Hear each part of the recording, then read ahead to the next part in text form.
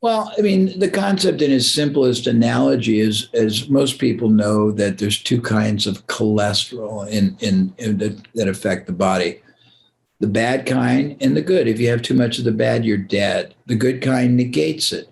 Well, there's two kinds of leverage or gearing, as you would say in Australia. The kind that you incur with your fingers crossed in the hope that if you're buying an asset, you hope it will either appreciate or cash flow enough to service the debt or make the investment pay off short or long term. If you're investing in something like more space or equipment or employee or raise or anything else, you're hoping that will yield you a result, a dividend.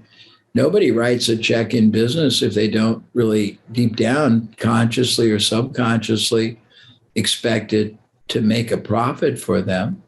So, I mean, that's the basis of it. And I don't think most people think that way. So, everything you do, you're playing a game for, everything in life is about what kind of return are you getting? I believe every one of us is an investor in all aspects of our life. And we want to be actually more like a hedge fund investor. They go after outsized profits and minimal downside. They're going after what's called asymmetric profit. They're going after alpha. We're all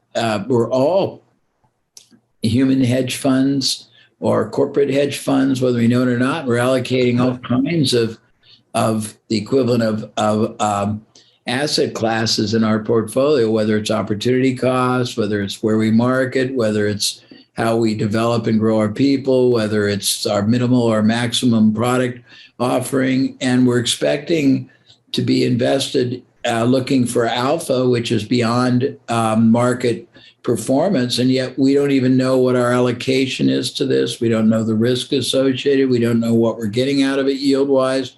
And we don't even have a clue what outsized performance is supposed to look like. So how could we even get close to getting it? So how do people start to really think about the potential of what's possible, right? Because it's that first point that you just said. They don't even know what's possible. And so how do they even start to get to that point where they're like, wait, I'm getting, let's say 5% can increase like this year, like in growth, it's 200. A lifelong lament, because I've been blessed to see it for myself experientially and through all kinds of alternative industries I've gone in. I think they have to travel outside. They have, you know this, Alex. Traveling broadens the mind.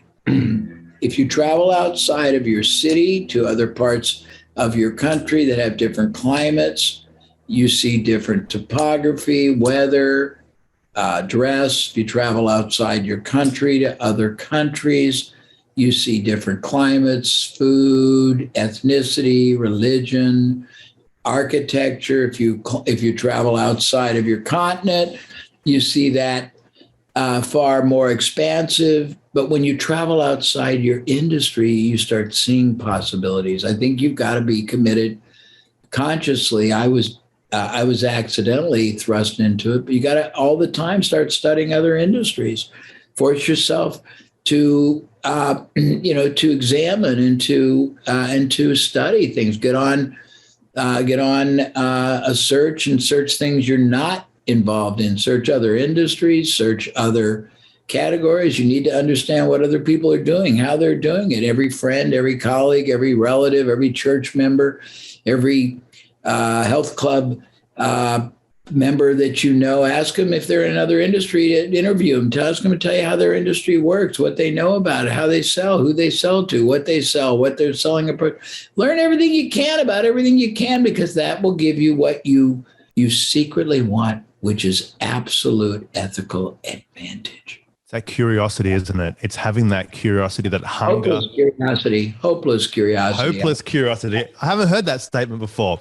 Hopeless curiosity, like as in, like you're going in it and you just don't know where it's going to go, and it's always there. You don't care. And you don't care because you know that if you do it right, it'll always produce pay dirt and paydays for you.